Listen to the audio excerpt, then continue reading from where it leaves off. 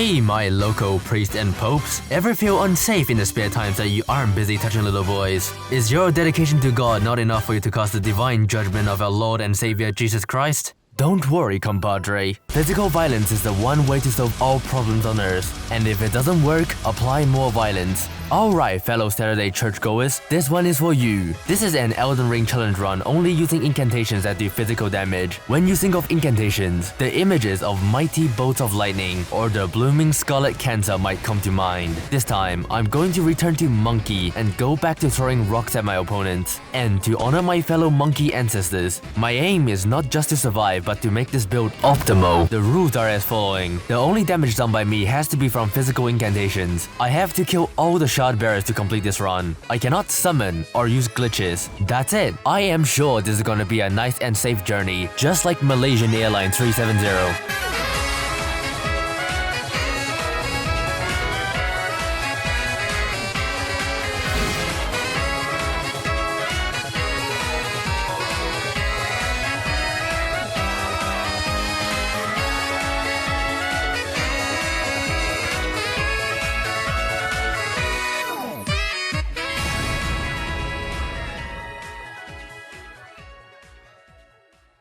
Promptly naming our protagonist John Atheist, I chose to start off as the Prophet class and appropriately gave my character the soccer mom cut. I immediately unequipped my weapon since we won't be needing it and did this cool speedrun trick called Ending My Life. Wow, that was effective. Didn't expect life percent skip to be that easy. Now descended into our forever home. My first objective is to find the incantation that I can use. The rules means I cannot fight, not even with my fist, so I'll have to find an incantation without fighting. This shouldn't be too hard. Let's go over our options here. Aspect of the Crucible, Tail.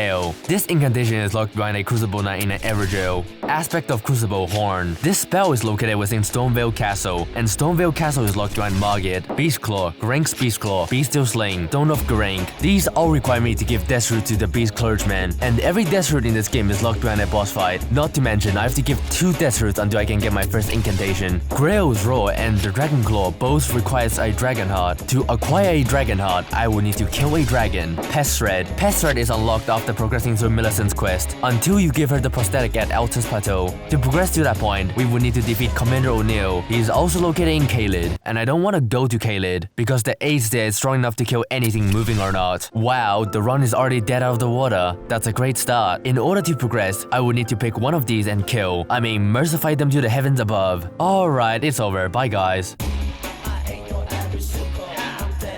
Wait, no, don't actually roll the credits yet. I won't give up without at least trying first. In hindsight, the easiest spell to get right now is the Dragon Claw, requiring only 1 Dragon Heart. Now we just have to find a dead dragon somewhere. I grabbed Torrent and headed straight to the Third Church of America. On the way, I grabbed the Sacred Tear and the Flask of Wondrous Physic, jump into the teleporter, and we are in Dragon Barrel. So Grail is right there, but the problem is, how do we make him voluntarily donate his heart to me? I tried luring him off a cliff, but it seems that he simply won't fall for it. I mean, he can also just burn me to the ground, so maybe finding a lesser dragon that doesn't spit fire in my face would be easier. I headed up to Fort Ferris and started baiting these dragons there. The baiting process seemed successful, until they just despawned. I guess Miyazaki wins again. I tried to buy rejection from Corrin to push the dragon off the cliff, but it is to no avail. I then tried helplessly to bait them off a cliff for hours straight. They just won't jump. Okay, now the run is actually over.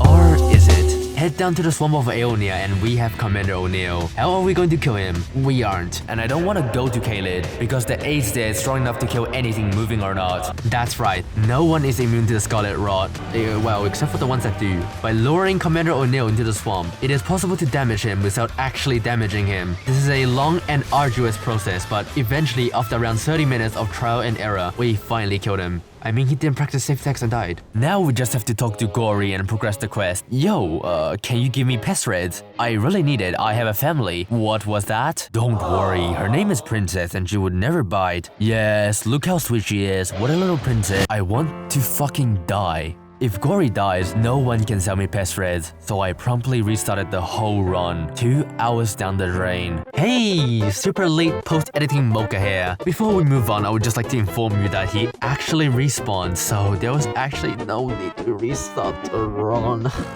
Naming the character after the mood I was feeling at the time, we are back at square zero. Ah shit, here we go again. This time, I snatched Radagon's sword seal and half of the Dectus medallion from Fort Ferris, seeing as I'll probably need it. We sneaked around Princess and successfully talked to Gory. Now we can finally proceed with the Millicent questline. Head back to Limgrave and snatch the other half of the medallion from Fort Hyde. Take the side pass from Stonevale Castle to skip the section and we are in Luernia. From there it's simple as teleporting to the school, snatching the key from the dragon, and teleporting from there to the other side of the bridge in order to reach the Dectus lift. Head up to Altus Plateau. We meet Millicent at the Erdtree Glazing Hill, who informs us that we have to find some new arms for her. Ride to the Shaded Castle and run past all the enemies until we find the Valkyrie's prosthesis. Hand it back to Millicent so we can get back to Gory and claim our first incantation, Pest Threads.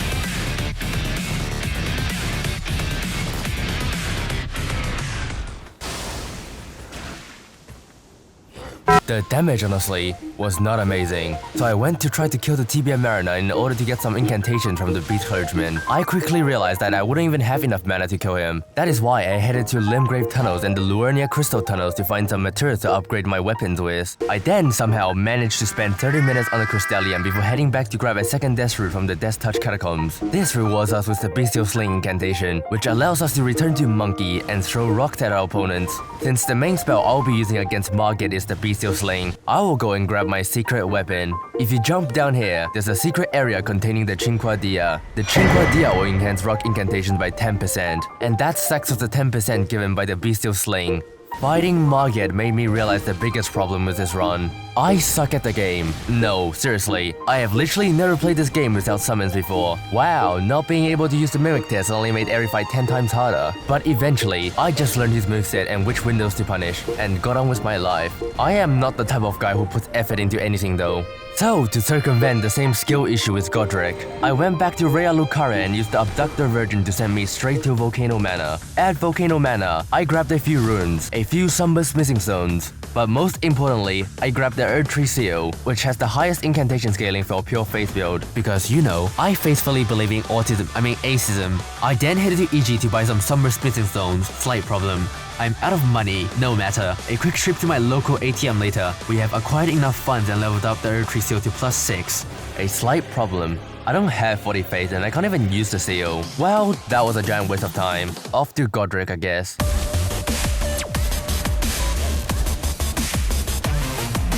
Okay, I've had enough. Was all of being molested in hell for nothing?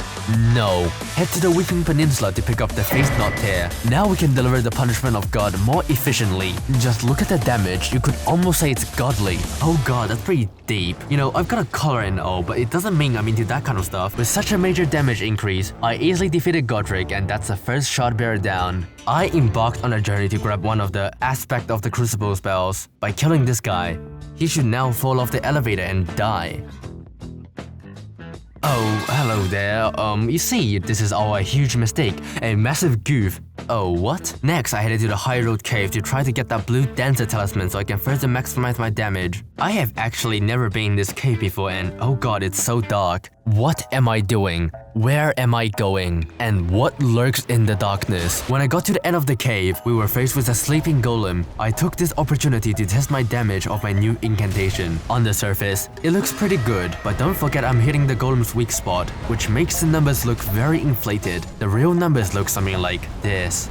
Wow, let me proceed to put this into my list of incantations that I will never use ever again. Yo, my favorite viewers and little abominations, take off your clothes. The less you wear, the more damage you do. At least that's what the blue Dancer talisman's saying. So please, next time you get into a fight, take off all your clothes to maximize damage. Alright, Rea Lucaria time. After killing Radagon's good boy and realizing how fragile I really am without clothes, I decided to head back to Limgrave and kill the dragon. What has that got to do with anything? Well, I'm trying to alter my clothes so I can wear something while also being able to use the Blue Dancer's charm. And since we're going to that coastal cave anyways to get the sewing needle, I might as well get a dragon heart and get the dragon claw incantation. Confused yet? Good, because 1. The incantation was bad. 2. Vectrolite was completely wrong about the weight requirements. Wow, who could have thought? 3. I want to die. Wow, that was a giant waste of time. Back to Renella. Okay, let's be honest, it's Renella. Who's ever gonna die to Renella? Me. Did you know you could dodge Comet Observe with the aspect of Crucible Horn? That is a mouthful. I will just call this incantation horny from now on. Well, with our horny powers, we are able to rail Renella pretty easily. Second shot, bear down. Does anyone even remember she has a great rune? Next, I headed to Altus Plateau. Before we did anything, I wanted to get a bit stronger, so I went to get the jellyfish shield. Then, I went and grabbed a secret tool that will help us later. After that, I bought some new clothes because it is important to look cool. It is time to head to Caelid. Yeah, so I kinda forgot about Radon, so that's what we are gonna be doing now. I picked up some armor with more physical defense on the way, and we are off to Radon Festival. For Radon, I tried the good old throw yourself off a cliff cheese, but I have no idea how to do it. Back to Limgrave, I guess. You could really tell I have serious commitment issues from this run. I decided to go for the aspect of Crucible Tail spell. This spell wasn't any good. Like at all. At this point, I felt seriously stuck. Not because I'm hard locked or anything. It's just a simple skill issue. I don't think I'm good enough to kill Radon without all the summons, or kill any boss in Lindale with my current damage. So to avoid procrastination, I went ahead and grabbed my next spell by getting Deathroot from the Altus Plateau Tibia Marina, the Luernia Tibia Marina, and the Black Knife Catacombs. After giving Garank the 4th Deathroot, he suddenly became hog wild. I was so scared that I accidentally triggered his aggression or something, but after some quick research, I realized he just does that after giving him enough Deathroots. And of course, the best way to calm someone down is beating them to death, or just around 10% of their HP, you know. If you want to apply this equation to real life, break 20.6 of their bones to calm them down. Look, I know this sounds strange, maybe even a bit eccentric, but I died more times trying to quell his anger than actually fighting Malekith. But that's a story for later. I tried all kinds of mischievous techniques, like trying to hit him through the walls with the aspect of Crucible Tail spell, but eventually what worked was just a good old pest thread. The incantation I got for that trouble wasn't even that good. Much like a college student with 1 day left on the assignment, I had no other option but to commit vehicular manslaughter. Nope, the hit and run strategy does work until it doesn't. The problem is that one lightning attack. If you use Torrent, this attack is nearly unavoidable. Sometimes it misses, but relying on blind luck is never a good thing. But luckily, as a wise man once said, life is a cage and death is the key. I'm dead serious. After repeated this, I was forced to innovate. I realized that pest thread seems to have a huge damage fall-off range, and if we hit him at point-blank range, we do a lot more damage. The Draconic Tree Sentinel also has 2 really long animations, being the starting one and the face-changing one. During these animations, we could freely rail on him without worrying about death. After figuring that out, it was just a matter of optimization. I will now proceed to explain my simple buffing process. We start off by casting Rallying Standards from the Commander Standards, which I conveniently stole from O'Neill. Then we cast Flame Grant Me Strength and the Jellyfish Shield. Then I unequip Commander Standards and the Radagon Sword to maximize damage from the Blue Dancer Charm. Now our buffing is complete. It's action time.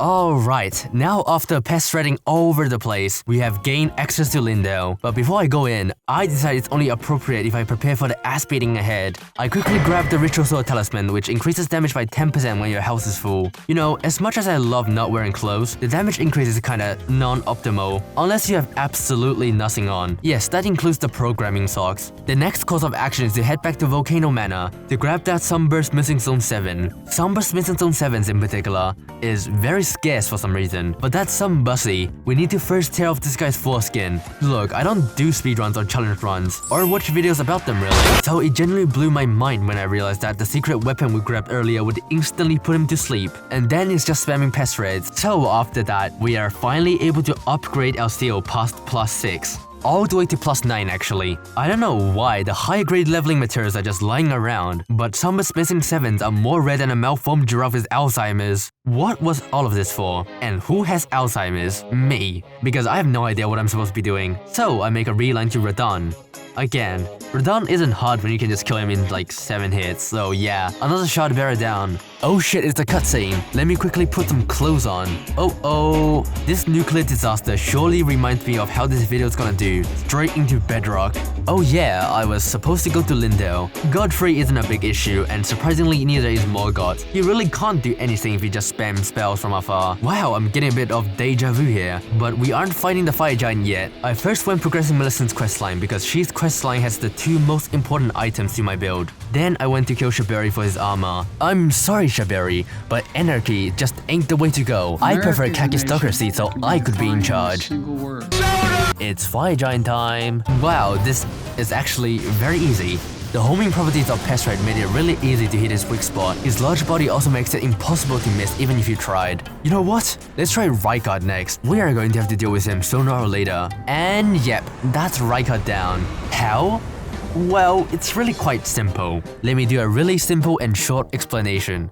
Rykard has a lot of HP. In fact, 4 times the amount of the final boss of the game. He also has a pool of lava on his feet, constantly damaging the player for just standing there. All of this is to force the player to use the Serpent Hunter. After all, only a storm can fell a Great Wood, and we neither have a storm or cross-continent ballistic missiles. But you know what we do have, Pestreds? Well, you see, my previous assumption about damage fall-off was completely wrong. I thought I was doing more damage to the Draconic Tree Sentinel because I was in range, but in reality, what's actually happening here is much stranger. Pestred is a spell with some homing properties, and the homing projectile only disappears after it hits something once it's completed its arcing process. You have absolutely no idea what I'm talking about? Good, me either. I'm just guessing here. But what seems to be happening is that if the target is big enough, Pestred will just penetrate through them and hit them multiple times. I think my copy of Ultra Kill is a little bit weird. Even though we can do equivalent to the amount of emotional damage I'm getting from making this filler Elden Ring video, it is still a bit lacking to kill Rykard. So I guess we'll have to get a bit,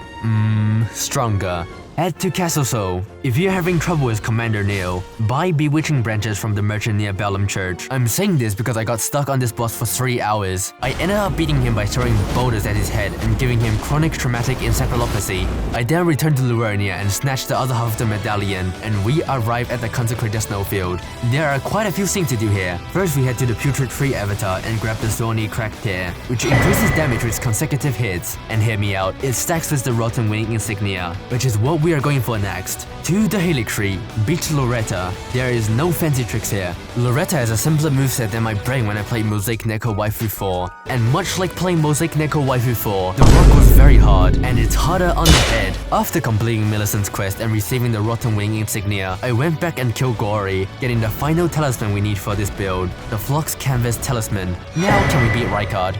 Nope. Golden Veil was next for grabs. Wait, I already hear the buff master complaining in the comment section. But Mocha, it doesn't stack with the Rowling standards and grants 10% less damage increase. That is true, but the upside is that it lasts almost 3 times longer than Rowling standards, so it should be more damage in the end. Now can we beat Rykard? Nope. Back to the consecrated snowfield. Kill Anastasia for a somber ancient dragon smithing stone. Earth Tree Seal plus 10. Nice. Now it's mogging time. The plan is to get some money for upgrades from our favorite child molester. Mikola is over the age of consent. He just looks like a child. That's what they all say, Genshin player. Hey guys, welcome back to my Hey Rude. You know, Morg looks like just the right size for me to penetrate. In the deepest depths of Lindale hides the subterranean shunning grounds. There contains the holy BDSM tool which Morgs just happen to like a lot. Look, I know you're into children and all, but just imagine I'm Mikola and I'm stepping on you. Alright. Now is enough steroids pumped into us to make Senator Armstrong look like a twig. It is time for the $1,000,000 question. Can we beat Rykard? Yes we can. And it's not even close. Proof that the real missing damage was the skill issue we made all along the way.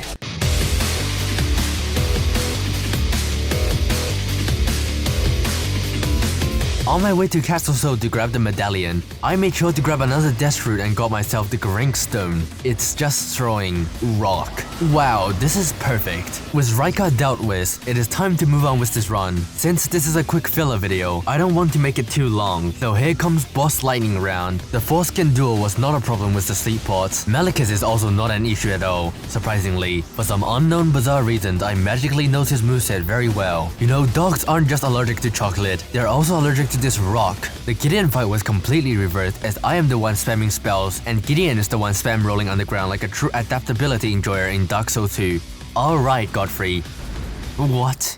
Oh no, I know Godfrey's moveset quite well, but unfortunately this man knows mine better. Pest threads won't work on him either, because he is slightly too small for that. First phase is nothing special, but his second phase is exceptionally scary. One wrong move and you'll be united with the stars above. But I'm not ready to be an astronaut yet, so just run away and only punish his jump attacks. After all, dignity is worth nothing when your spine looks like jigsaw puzzles. Let me tell you this, I screamed so much in my head fighting this guy that I actually lost my voice when I beat him. Oh, it's Radagon time. Oh fuck. Hey, God.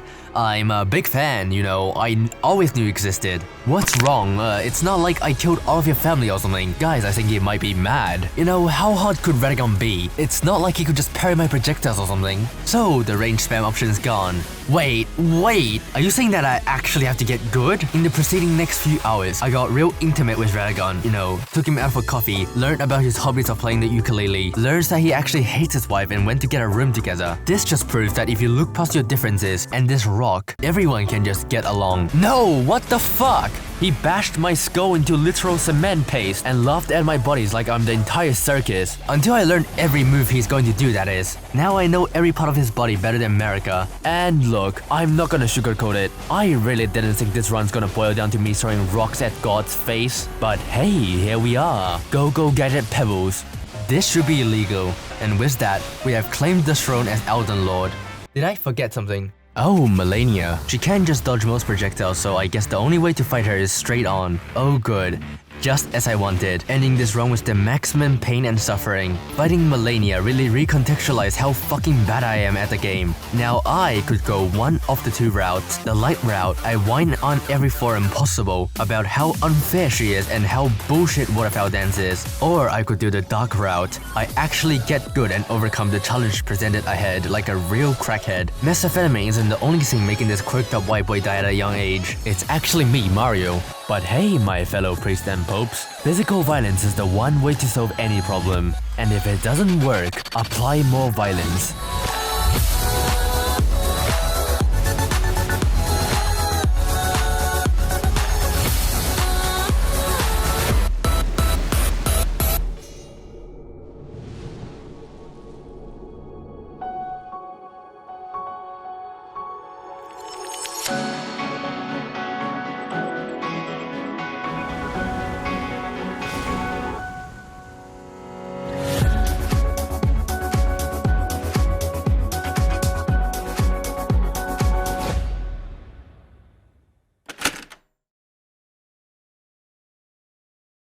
Just kidding, I lied. I spread misinformation on the internet. What you just saw was a recreation in my imagination. The real fight actually just consists of me running away from Melania while spamming pest threads. Pretty anticlimactic if that's what I showed you in it. But yes, it absolutely is possible to beat Elden Ring with physical incantations only. Thank you for watching. I ain't your average